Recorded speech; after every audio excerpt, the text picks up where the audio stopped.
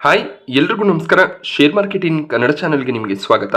September 18ರ market ಅಪ್ಡೇಟ್ನ observe ಮಾಡೋದಾದ್ರೆ ಮಾರ್ಕೆಟ್ನ strong momentum ಇವತ್ತು ಕೂಡ ಕಂಟಿನ್ಯೂ ಆಗಿದೆ. 90 ಪಾಯಿಂಟ್ಗಳ ಜಂಪ್ ನಿಫ್ಟಿಯಲ್ಲಿ ನೋಡೋದಕ್ಕೆ ಸಿಕ್ತು. 0.4% ನಿಫ್ಟಿ ಗೇನ್ ಆಯಿತು. 25,400 ಲೆವೆಲ್ಸನ್ನು ಕೂಡ ನಿಫ್ಟಿ ಕ್ರಾಸ್ ಮಾಡಿದೆ. ಸೊ 25,500 ಒಂದು ಮೇಜರ್ ಹರ್ಡಲ್ ಆಗಿರುತ್ತೆ. ಆ ಒಂದು ಲೆವೆಲ್ನ ಬಳಿಯಲ್ಲಿ ನಿಫ್ಟಿ ಸ್ವಲ್ಪ ರೆಸಿಸ್ಟೆನ್ಸ್ ಫೇಸ್ ಮಾಡುವಂಥ ಚಾನ್ಸಸ್ ಇದೆ. ಸೆನ್ಸೆಕ್ಸ್ನಲ್ಲಿ ಕೂಡ ಒಳ್ಳೆ ಒಂದು ಪಾಸಿಟಿವ್ ಟ್ರೆಂಡ್ ಕಂಟಿನ್ಯೂ ಆಗ್ತದೆ. 320 ಪಾಯಿಂಟ್ಗಳ ಜಂಪ್ ಇವತ್ತು ಕೂಡ ನೋಡೋದಕ್ಕೆ ಸಿಕ್ತು. 0.4% ಸೆನ್ಸೆಕ್ಸ್ ಕೂಡ ಗೇನ್ ಆಗಿದೆ. ಬ್ಯಾಂಕ್ ನಿಫ್ಟಿಯಲ್ಲಿ ಕೂಡ ಸ್ಟ್ರಾಂಗ್ ಮೊಮೆಂಟಮ್ ಇತ್ತು. 0.4% ಜಂಪ್ ಬ್ಯಾಂಕ್ ನಿಫ್ಟಿಯಲ್ಲಿ ಕೂಡ ನೋಡೋದಕ್ಕೆ ಸಿಕ್ಕಿದೆ.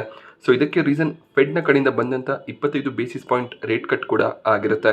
ಎಕ್ಸ್ಪೆಕ್ಟೇಷನ್ನ ರೀತಿಯಲ್ಲಿ ಫೆಡ್ 25 ಬೇಸಿಸ್ ಪಾಯಿಂಟ್ ರೇಟ್ ಕಟ್ಟನ್ನು ಮಾಡಿದ್ದಾರೆ. ಹಾಗೆ ಈ ವರ್ಷದಲ್ಲಿ ಮತ್ತೆ 2 ಬಾರಿ ರೇಟ್ ಕಟ್ನ ಪಾಸಿಬಿಲಿಟೀಸ್ ಇರುತ್ತೆ ಅನ್ನುವಂಥ ಒಂದು ಸುಳಿವನ್ನು ಕೂಡ ಕೊಟ್ಟಿದ್ದಾರೆ. ಇದು ಎಲ್ಲ ಒಂದು ಕಡೆ ಮಾರ್ಕೆಟ್ಸ್ಗೆ ಪಾಸಿಟಿವ್ ಆಗಿದೆ. ಸೊ ನಾವೊಂದು ಸಿನಾರಿಯೋನ ಕೂಡ ನೋಡಿದ್ವಿ. 3 ಸಿನಾರಿಯೋಸ್ ಇತ್ತು. ಅದರಲ್ಲಿ ಒಂದು ಸಿನಾರಿಯೋ 25 ಬೇಸಿಸ್ ಪಾಯಿಂಟ್ನ ರೇಟ್ ಕಟ್ ಇತ್ತು. ಇದು ಎಕ್ಸ್ಪೆಕ್ಟೇಷನ್ ಇದ್ದಂಥ scenario. 25 basis point rate cut ಬಂದರೆ ಹೆಚ್ಚಿನ ಒಂದು ಮೊಮೆಂಟಮ್ ಇರೋದಿಲ್ಲ ಅನ್ನುವಂಥ ಎಕ್ಸ್ಪೆಕ್ಟೇಷನ್ ಅನಲಿಸ್ಟ್ಗಳ ಕಡೆಯಿಂದ ಇತ್ತು. ಸೊ ಒಂದು ಸರ್ಪ್ರೈಸ್ 50 ಬೇಸಿಸ್ ಪಾಯಿಂಟ್ನ ರೇಟ್ ಕಟ್ ಬಂದಿದ್ದರೆ ಮಾರ್ಕೆಟ್ ಇನ್ನಷ್ಟು ಪಾಸಿಟಿವ್ ಆಗಿ ರಿಯಾಕ್ಟ್ ಮಾಡ್ತಿತ್ತು. ಬಟ್ ಸ್ಟಿಲ್ 25 ಬೇಸಿಸ್ ಪಾಯಿಂಟ್ನ ರೇಟ್ ಕಟ್ ಕೂಡ ಪಾಸಿಟಿವ್ ಆಗಿರುತ್ತೆ. ಅದಕ್ಕೆ ಮಾರ್ಕೆಟ್ಸ್ ಪಾಸಿಟಿವ್ ರಿಯಾಕ್ಷನ್ ಕೂಡ ಕೊಟ್ಟಿದೆ. ನಿಫ್ಟಿಯ ಟಾಪ್ ಗೇನರ್ಸ್ ಮತ್ತು ಲೂಸರ್ಸ್ ಅನ್ನು ಅಬ್ಸರ್ವ್ ಮಾಡಿದಾಗ ಎಟರ್ನಲ್ ಇವತ್ತು ಟಾಪ್ ಗೇನರ್ ಆಗಿತ್ತು. 3% ಜಂಪ್ ಸ್ಟಾಕ್ ನಲ್ಲಿ ನೋಡೋದಕ್ಕೆ ಸಿಕ್ಕಿದೆ. ಅದಕ್ಕೆ ರೀಸನ್ ಗೋಲ್ಡ್ಮನ್ ಸ್ಯಾಕ್ಸ್ ನ ಕಡೆಯಿಂದ ಬಂದಂತ ಒಂದು ಕವರೇಜ್ ಆಗಿರುತ್ತೆ. ಗೋಲ್ಡ್ಮನ್ ಸ್ಯಾಕ್ಸ್ ಈ ಮುಂಚೆ ಝೊಮ್ಯಾಟೋನಲ್ಲಿ 340 ಟಾರ್ಗೆಟ್ ಪ್ರೈಸ್ ಅನ್ನು ಕೊಟ್ಟಿದ್ರು. ಅದನ್ನ 360ಕ್ಕೆ ಇನ್ಕ್ರೀಸ್ ಮಾಡಿದ್ದಾರೆ. ಸೊ ಇವರ ಕ್ವಿಕ್ ಕಾಮರ್ಸ್ ಬಿಸ್ನೆಸ್ ಬ್ಲಿಂಕಿಟ್ ಮುಂದಿನ 2 ಕ್ವಾರ್ಟರ್ಗಳಲ್ಲಿ ಒಂದು ಸ್ಟ್ರಾಂಗ್ ಪರ್ಫಾರ್ಮೆನ್ಸ್ ಅನ್ನ ಕೊಡಬಹುದು ಅಂತ ಗೋಲ್ಡ್ಮನ್ ಸ್ಯಾಕ್ಸ್ ಟಾರ್ಗೆಟ್ ಅನ್ನ ಇನ್ಕ್ರೀಸ್ ಮಾಡಿದ್ದಾರೆ. ಈ ರೀಸನ್ ನಿಂದ ಝೊಮ್ಯಾಟೋ ಸ್ಟಾಕ್ ಪ್ರೈಸ್ ನಲ್ಲಿ ಒಳ್ಳೆ ಒಂದು ಮೊಮೆಂಟಮ್ ನೋಡೋದಕ್ಕೆ ಸಿಕ್ಕಿದೆ. HDFC ಲೈಫ್ ಕೂಡ 2%ಗೂ ಹೆಚ್ಚಾಗಿ ಇವತ್ತು ಗೇನ್ ಆಯಿತು. ಫಾರ್ಮಾ ಸೆಕ್ಟರ್ನ ಸ್ಟಾಕ್ಸ್ ಆಗಿರುವಂತಹ ಸನ್ ಫಾರ್ಮಾ, ಸಿಪ್ಲಾ ಕೂಡ 1%ಗೂ ಹೆಚ್ಚಾಗಿ ಗೇನ್ ಆಗಿದೆ. ಸೊ ಭಾರತ ಮತ್ತು US ನಡುವೆ ಟ್ರೇಡ್ ಡೀಲ್ಸ್ ಆದರೆ ಈ 2 ಕಂಪನಿಗಳಿಗೆ ಅದು ಪಾಸಿಟಿವ್ ಆಗುತ್ತೆ. ಹಾಗೆ ಇನ್ಫೋಸಿಸ್ ಸ್ಟಾಕ್ನಲ್ಲಿ ಕೂಡ 1%ಗೂ ಹೆಚ್ಚಿನ ಜಂಪ್ ನೋಡೋದಕ್ಕೆ ಸಿಕ್ಕಿದೆ. IT ಸೆಕ್ಟರ್ನ ಸ್ಟಾಕ್ಗಳು ಕೂಡ ಇವತ್ತು ಈ ಒಂದು ರೇಟ್ ಕಟ್ಗೆ ಪಾಸಿಟಿವ್ ರಿಯಾಕ್ಷನ್ ಕೊಟ್ಟಿದೆ. So rate cuts usually IT ಕಂಪನಿಗಳಿಗೆ ಪಾಸಿಟಿವ್ ಆಗುತ್ತೆ. ಎಸ್ಪೆಷಲಿ US ರೇಟ್ ಕಟ್ಸ್ ಬಂದಾಗ US ಕ್ಲೈಂಟ್ ಸ್ಪೆಂಡಿಂಗ್ ಇನ್ಕ್ರೀಸ್ ಆಗುವಂಥ ಚಾನ್ಸಸ್ ಇದೆ. ಇದರಿಂದ IT ಕಂಪನಿಗಳು ಹೆಚ್ಚಿನ ಒಂದು ಪ್ರಾಜೆಕ್ಟ್ ಎಕ್ಸ್ಪೆಕ್ಟೇಷನ್ನಲ್ಲಿ ಇರ್ತಾರೆ. ಆ ರೀಸನ್ನಿಂದ IT ಸ್ಟಾಕ್ಗಳಲ್ಲಿ ಬೆಳಗಿನ ಸೆಷನಲ್ಲಿ ಒಳ್ಳೆ ಒಂದು ಪಾಸಿಟಿವ್ ಟ್ರೆಂಡ್ ನೋಡೋದಕ್ಕೆ ಸಿಕ್ಕಿತ್ತು. ಸೊ ಕೆಲವೊಂದಿಷ್ಟು ಸ್ಟಾಕ್ಗಳು ಮಧ್ಯಾಹ್ನದ ನಂತರ ಸ್ವಲ್ಪ ಮಟ್ಟಿಗೆ ಕರೆಕ್ಟ್ ಆಗಿದೆ. ಬಟ್ ಸ್ಟಿಲ್ ಒಂದು ಪಾಸಿಟಿವ್ ಕ್ಲೋಸಿಂಗ್ಗೆ IT ಸ್ಟಾಕ್ಗಳಲ್ಲಿ ನೋಡೋದಕ್ಕೆ ಸಿಕ್ಕಿದೆ. ನಿಫ್ಟಿಯ ಟಾಪ್ ಲೂಸರ್ಸ್ ಅನ್ನು ಅಬ್ಸರ್ವ್ ಮಾಡಿದಾಗ ಕೋಲ್ ಇಂಡಿಯಾ ಇವತ್ತು ಟಾಪ್ ಲೂಸರ್ ಆಗಿತ್ತು. 1.5%ಗೂ ಹೆಚ್ಚಿನ ಕರೆಕ್ಷನ್ ಕೋಲ್ ಇಂಡಿಯಾದಲ್ಲಿ ನೋಡೋದಕ್ಕೆ ಸಿಕ್ಕಿದೆ. ಟಾಟಾ ಮೋಟಾರ್ಸ್, ಬಜಾಜ್ ಫಿನಾನ್ಸ್ ಕೂಡ 1% ಅರೌಂಡಲ್ಲಿ ಕರೆಕ್ಟ್ ಆಯಿತು. ಟ್ರೆಂಡ್ನಲ್ಲಿ ಕೂಡ ಕರೆಕ್ಷನ್ ಕಂಟಿನ್ಯೂ ಆಗ್ತದೆ. 5,150 ಅರೌಂಡಲ್ಲಿ ಈಗ ಟ್ರೆಂಡ್ ಆಗ್ತದೆ. ಹಾಗೆ ಲಾಂಗ್ ಟರ್ಮ್ಗೆ ಟ್ರೆಂಡ್ ಸ್ಟಾಕ್ನಲ್ಲಿ ಎಂಟರ್ ಆಗೋದಕ್ಕೆ ಒಳ್ಳೆ ಒಂದು ಆಪರ್ಚುನಿಟಿ ಕೂಡ ಕ್ರಿಯೇಟ್ ಆಗ್ತದೆ. ಸಾಕಷ್ಟು ವೀಕ್ನೆಸ್ ಟ್ರೆಂಡ್ನಲ್ಲಿ ನೋಡೋದಕ್ಕೆ ಸಿಗ್ತದೆ. ಸೊ ಈಗ GST ರಿಲ್ಯಾಕ್ಸೇಷನ್ನ ನ್ಯೂಸ್ ಹಾಗೆ ಮುಂದಿನ ದಿನಗಳಲ್ಲಿ ಫೆಸ್ಟಿವಲ್ ಸೀಸನ್ನಲ್ಲಿ ಒಳ್ಳೆ ಒಂದು ಸೇಲ್ಸ್ನ ಎಕ್ಸ್ಪೆಕ್ಟೇಷನ್ ಕೂಡ ಇರೋದ್ರಿಂದ ಸೊ ಒಳ್ಳೆ ಒಂದು ಪ್ರಾಫಿಟ್ಸನ್ನು ರೆವೆನ್ಯೂನ ಟ್ರೆಂಡ್ ಡಿಕ್ಲೇರ್ ಮಾಡುವಂಥ ಪಾಸಿಬಿಲಿಟೀಸ್ಗಳು ಇರುತ್ತೆ. ಸೊ ಕರೆಕ್ಷನ್ ಬಂದರೆ ಇನ್ನಷ್ಟು ಡಿಪ್ನಲ್ಲಿ ಶೇರ್ಗಳನ್ನು ಆ್ಯಡ್ ಮಾಡ್ಕೋಬೋದಾಗುತ್ತೆ. ನಿಫ್ಟಿ 50ಯ ಕಂಪನಿ ಸೊ ಒಳ್ಳೆ ಸ್ಟೋರ್ ಅಡಿಷನ್ಸ್ಗಳನ್ನು ಕೂಡ ಮಾಡ್ತಿದ್ದಾರೆ. ಬ್ರೋಕರೇಜ್ ಟಾರ್ಗೆಟ್ಸ್ಗಳು ಕೂಡ ಸ್ಟ್ರಾಂಗ್ ಆಗಿ ಕಾಣಿಸುತ್ತೆ. ಕೆಲವೊಂದಿಷ್ಟು ಬ್ರೋಕರೇಜ್ಗಳು ರೀಸೆಂಟಾಗಿ ಟಾರ್ಗೆಟ್ಸನ್ನು ಕಟ್ ಮಾಡಿದ್ರು ಕೂಡ 7,000 ಅರೌಂಡಲ್ಲಿ ಟಾರ್ಗೆಟ್ಸ್ಗಳು ನೋಡೋದಕ್ಕೆ ಸಿಗ್ತದೆ. ಆದ್ದರಿಂದ ಲಾಂಗ್ ಟರ್ಮ್ಗೆ ಒಂದು ಆಪರ್ಚುನಿಟಿ ಆಗ್ಬೋದು. ಅಲ್ಟ್ರಾಟೆಕ್ ಸಿಮೆಂಟ್ ಕೂಡ ಇವತ್ತು 0.7% ಅರೌಂಡಲ್ಲಿ ಕರೆಕ್ಟ್ ಆಗಿದೆ. ಬ್ಯಾಂಕ್ ಆಫ್ ಅಮೆರಿಕಾ ಸೆಕ್ಯೂರಿಟೀಸ್ ಭಾರತದ ಟೆಲಿಕಾಂ ಸ್ಟಾಕ್ಗಳನ್ನು ಕವರ್ ಮಾಡಿದ್ದಾರೆ. ಹಾಗೆ ರಿಲಯನ್ಸ್ ಜಿಯೋ ಮತ್ತು ಭಾರತಿ ಏರ್ಟೆಲ್ನಲ್ಲಿ ಬೈ ರೆಕಮೆಂಡೇಶನ್ನ ಕೊಟ್ಟಿದ್ದಾರೆ. ಟಾರ್ಗೆಟ್ಸ್ ಕೂಡ ಇನ್ಕ್ರೀಸ್ ಮಾಡಿದ್ದಾರೆ. ಬಟ್ ವೊಡಫೋನ್ನಲ್ಲಿ ಅವರು ಅಂಡರ್ ಪರ್ಫಾರ್ಮ್ ರೇಟಿಂಗನ್ನು ಕೊಡ್ತಾ ಇದ್ದಾರೆ.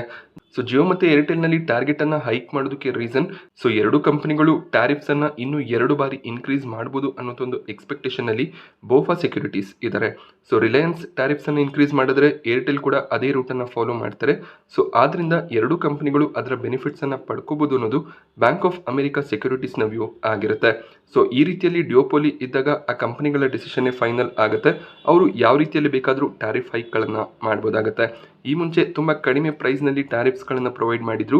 ಈಗ 5G ಎಲ್ಲ ಕಡೆ ಅವೈಲೇಬಲ್ ಇರೋದ್ರಿಂದ ಸಾಕಷ್ಟು ಟ್ಯಾರಿಫ್ಸ್ಗಳನ್ನು ಅಪ್ಲೈ ಮಾಡುವಂಥ ಚಾನ್ಸಸ್ ಇರುತ್ತೆ. ಸೊ ಇದು ಏರ್ಟೆಲ್ ಮತ್ತು ರಿಲಯನ್ಸ್ ಇನ್ವೆಸ್ಟರ್ಸ್ಗಳಿಗೆ ಪಾಸಿಟಿವ್ ಆಗ್ಬೋದು. ಬಟ್ ಆ್ಯಸ್ ಎ ಯೂಸರ್ ನಮಗೆ ಸಾಕಷ್ಟು ಪ್ರಾಬ್ಲಮ್ಸ್ ಆಗ್ಬೋದು. ಇಂಡಿಯನ್ ಹೋಟೆಲ್ ಸ್ಟಾಕ್ ಪ್ರೈಸ್ನಲ್ಲಿ ಬೆಳಿಗ್ಗೆ ಒಂದು ಸ್ಟ್ರಾಂಗ್ ಜಂಪ್ ನೋಡೋದಕ್ಕೆ ಸಿಕ್ಕಿತ್ತು. ಅದಾದಮೇಲೆ ಸ್ಟಾಕ್ ಕರೆಕ್ಟ್ ಆಗಿದೆ. ಇದಕ್ಕೆ ರೀಸನ್ ಯುಎಸ್ನ ನ್ಯೂಯಾರ್ಕ್ನಲ್ಲಿ ತಾಜ್ ಬ್ರ್ಯಾಂಡ್ನ ಒಂದು ಹೋಟೆಲ್ ಇದೆ. ಆ ಒಂದು ಹೋಟೆಲನ್ನು ಇಂಡಿಯನ್ ಹೋಟೆಲ್ಸ್ ಸೆಲ್ ಮಾಡಬೇಕು ಅಂತ ಇದ್ದಾರೆ. $2 ಬಿಲಿಯನ್ ಡೀಲ್ ಫೈನಲೈಸ್ ಆಗಿದೆ ಅನ್ನುವಂಥ ಒಂದು ರಿಪೋರ್ಟ್ ನೋಡೋದಕ್ಕೆ ಸಿಗ್ತದೆ. ಸೌದಿ ಬೇಸ್ಡ್ ಫ್ಯಾಮಿಲಿ ಈ ಒಂದು ಹೋಟೆಲ್ನ ಓನರ್ಶಿಪ್ಪನ್ನು ಕಂಪ್ಲೀಟ್ ಆಗಿ ತಗೋತಾರೆ ಅನ್ನುವಂಥ ರಿಪೋರ್ಟ್ ಬಂತು. ಸೊ ಈ ಒಂದು ಡೀಲ್ ಇಂಡಿಯನ್ ಹೋಟೆಲ್ಸ್ಗೆ ಪಾಸಿಟಿವ್ ಆಗ್ಬೋದು.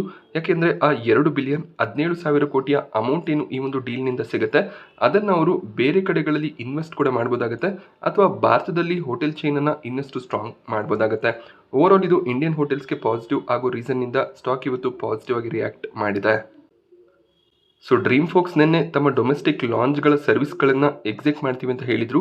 ಆ ನ್ಯೂಸ್ನಿಂದ ಲೋವರ್ ಸರ್ಕ್ಯೂಟ್ ನಿನ್ನೆ ನೋಡೋದಕ್ಕೆ ಸಿಕ್ಕಿತ್ತು. ಆ ಒಂದು ಲೋವರ್ ಸರ್ಕ್ಯೂಟ್ ಇವತ್ತು ಕೂಡ ಕಂಟಿನ್ಯೂ ಆಗ್ತದೆ. ಇವರ ಮೇಜರ್ ಬಿಸ್ನೆಸ್ ಇದ್ದಿದೆ ಲಾಂಚ್ಗಳನ್ನು ನಡೆಸೋದು. ಆ ಒಂದು ಬಿಸ್ನೆಸ್ಸೇ ಈಗ ಪ್ರಾಬ್ಲಮ್ಗೆ ಸಿಕ್ಕಾಕೊಂಡಾಗ ಸ್ಟಾಕ್ ಪ್ರೈಸ್ನಲ್ಲಿ ವೀಕ್ನೆಸ್ನ ಎಕ್ಸ್ಪೆಕ್ಟೇಷನ್ ಇರುತ್ತೆ. ಸೊ ಯಾರೆಲ್ಲ ಶೇರ್ಸ್ಗಳನ್ನು ಹೋಲ್ಡ್ ಮಾಡ್ತಿದ್ದೀರಾ ಈ ಲೆವೆಲ್ನಲ್ಲಿ ಸೆಲ್ ಮಾಡೋದಕ್ಕೆ ಸಾಧ್ಯ ಆಗೋದಿಲ್ಲ. ಎಕ್ಸಿಟ್ಗೆ ಆಪರ್ಚುನಿಟಿ ಸಿಕ್ಕಿದಾಗ ಎಕ್ಸಿಟ್ ಆಗ್ಬೋದಾಗುತ್ತೆ ಅಥವಾ ಒಂದು ಹೋಪ್ನಲ್ಲಿ ಈ ಶೇರ್ಗಳನ್ನು ಹೋಲ್ಡ್ ಮಾಡ್ಕೋಬೇಕಾಗುತ್ತೆ. ಬಟ್ ಬಿಸ್ನೆಸ್ ಸಾಕಷ್ಟು ಸ್ಲೋ ಡೌನ್ ಆಗ್ತಿದೆ. ಡಿಕ್ಸಾನ್ ಟೆಕ್ನಾಲಜಿ ಸ್ಟಾಕ್ ಪ್ರೈಸ್ನಲ್ಲಿ 1% ಹೆಚ್ಚಿನ ಜಂಪ್ ನೋಡೋದಕ್ಕೆ ಸಿಕ್ತು. ಇದಕ್ಕೆ ರೀಸನ್ ಕ್ಯೂಟೆಕ್ ಮೈಕ್ರೋ ಎಲೆಕ್ಟ್ರಾನಿಕ್ಸ್ ಅನ್ನುವಂಥ ಕಂಪನಿಯಲ್ಲಿ 553 ಕೋಟಿಗೆ ಇವರು 51% ಸ್ಟೇಕನ್ನು ಬೈ ಮಾಡ್ಕೊಂಡಿದ್ದಾರೆ. ಸೊ ಈ ರೀತಿಯ ಆಕ್ವಿಸಿಷನ್ಸ್ಗಳು ಜಾಯಿಂಟ್ ವೆಂಚರ್ಸ್ಗಳು ಕಂಪನಿಗೆ ಪಾಸಿಟಿವ್ ಆಗಿರುತ್ತೆ. ಆ ರೀಸನ್ನಿಂದ ಡಿಕ್ಸಾನ್ ಟೆಕ್ ಪಾಸಿಟಿವ್ ಆಗಿ ಟ್ರೇಡ್ ಆಯಿತು. ಕೊಚಿನ್ ಶಿಪ್ಯಾರ್ಡ್ ಸ್ಟಾಕ್ ಪ್ರೈಸ್ನಲ್ಲಿ ಕೂಡ ಬೆಳಿಗ್ಗೆ ಒಳ್ಳೆ ಒಂದು ಪಾಸಿಟಿವ್ ಟ್ರೆಂಡ್ ನೋಡೋದಕ್ಕೆ ಸಿಕ್ಕಿತ್ತು. ಅದಾದಮೇಲೆ ಸ್ವಲ್ಪ ಪ್ರಾಫಿಟ್ ಬುಕಿಂಗ್ ಬಂದಿದೆ. ಇದಕ್ಕೆ ರೀಸನ್ ಕಂಪನಿ ONGC ಜೊತೆಯಲ್ಲಿ ಒಂದು ಪಾರ್ಟ್ನರ್ಶಿಪ್ಪನ್ನು ಸೈನ್ ಮಾಡಿದ್ದಾರೆ. ಸೊ 12 ತಿಂಗಳ ಪಾರ್ಟ್ನರ್ಶಿಪ್ ಆಗಿರುತ್ತೆ. 200 ಕೋಟಿಯಷ್ಟು ಕಾಂಟ್ರಾಕ್ಟ್ ಕಂಪನಿಗೆ ಸಿಕ್ಕಿದೆ. ಈ ಒಂದು ನ್ಯೂಸ್ನಿಂದ ಬೆಳಿಗ್ಗೆ ಸ್ವಲ್ಪ ಸ್ಟಾಕ್ ಪಾಸಿಟಿವ್ ಆಗಿ ಟ್ರೇಡ್ ಆಗಿತ್ತು. ಬಯೋಕಾನ್ ಲಿಮಿಟೆಡ್ ಕೂಡ ಇವತ್ತು 4% ಹೆಚ್ಚಾಗಿ ಗೇನ್ ಆಯಿತು. ಇದಕ್ಕೆ ರೀಸನ್ USFDA ಕಡೆಯಿಂದ ಇವರ ಒಂದು ಡ್ರಗ್ಗೆ ಅಪ್ರೂವಲ್ ಸಿಕ್ಕಿದೆ. ಸೊ USFDA ಕಡೆಯಿಂದ ಅಪ್ರೂವಲ್ ಸಿಗ್ತದೆ ಅಂದರೆ ಆ ಒಂದು ಡ್ರಗ್ಗನ್ನು US ಗೆ ಎಕ್ಸ್ಪೋರ್ಟ್ ಮಾಡ್ಬೋದಾಗುತ್ತೆ. US ನಲ್ಲಿ ಹೆಚ್ಚಿನ ಒಂದು ರೆವೆನ್ಯೂಸನ್ನು ಪಡ್ಕೋಬೋದಾಗುತ್ತೆ. ಈ ನ್ಯೂಸ್ನಿಂದ ಬಯೋಕಾನ್ ಇವತ್ತು ಸ್ಟ್ರಾಂಗ್ ಆಗಿ ಗೇನ್ ಆಗಿದೆ. ಸೊ IPOಗಳ ವಿಚಾರಕ್ಕೆ ಬಂದಾಗ 5 IPOಗಳು ಈ ವಾರ ಸಬ್ಸ್ಕ್ರಿಪ್ಷನ್ಗೆ ಓಪನ್ ಆಗ್ತದೆ. ಯೂರೋ ಪ್ರತೀಕ್ನ ಸಬ್ಸ್ಕ್ರಿಪ್ಷನ್ ಇವತ್ತು ಎಂಡ್ ಆಯಿತು. ರಿಟೇಲ್ ಕ್ಯಾಟಗರಿ ಕೇವಲ 1.3 ಟೈಮ್ ಸಬ್ಸ್ಕ್ರೈಬ್ ಆಗಿದೆ. QIB HNI ಕ್ಯಾಟಗರಿಯಲ್ಲಿ ಕೂಡ ಅಷ್ಟೊಳ್ಳೆ ಸಬ್ಸ್ಕ್ರಿಪ್ಷನ್ ಬರಲಿಲ್ಲ. IPO ಓಪನ್ ಆಗೋದಕ್ಕೂ ಮುಂಚೆ ಯಾವುದೇ ರೀತಿಯ ಪ್ರೀಮಿಯಂ ಇರಲಿಲ್ಲ. ಈಗಲೂ ಕೂಡ ಯಾವುದೇ ರೀತಿಯ ಪ್ರೀಮಿಯಂ ಕಾಣಿಸ್ತಿಲ್ಲ. ಮಧ್ಯದಲ್ಲಿ 5 ರಿಂದ 8 ರೂಪಾಯಿಯ ಪ್ರೀಮಿಯಂ ಕಾಣಿಸಿತ್ತು, ಬಟ್ ಈಗ ಪ್ರೀಮಿಯಂ ಕಾಣಿಸ್ತಿಲ್ಲ. ಸೊ ಈ ಒಂದು IPOನಲ್ಲಿ ಒಂದು ಲಿಮಿಟೆಡ್ ಲಿಸ್ಟಿಂಗ್ ಗೇನ್ನ ಎಕ್ಸ್ಪೆಕ್ಟೇಷನ್ ಇರುತ್ತೆ. VMS TMT ಲಿಮಿಟೆಡ್ನ 2ನೇ ದಿನದ ಸಬ್ಸ್ಕ್ರಿಪ್ಷನ್ ಇವತ್ತು ಎಂಡ್ ಆಯಿತು. Retail category already 19 time subscribe ಆಗಿದೆ. HNI QIB ಕ್ಯಾಟಗರಿಯಲ್ಲಿ ಕೂಡ ಒಳ್ಳೆ ಒಂದು ಸಬ್ಸ್ಕ್ರಿಪ್ಷನ್ ಬಂದಿದೆ. ಬಟ್ ಪ್ರೀಮಿಯಂ ಕಂಟಿನ್ಯೂಸ್ ಆಗಿ ಫಾಲ್ ಆಗ್ತಿದೆ. 16 ರೂಪಾಯಿಯ ಪ್ರೀಮಿಯಂ ಕಾಣಿಸ್ತಿದ್ದು 16% ಲಿಸ್ಟಿಂಗ್ ಗೇನ್ನ ಎಕ್ಸ್ಪೆಕ್ಟೇಷನ್ ಇರುತ್ತೆ.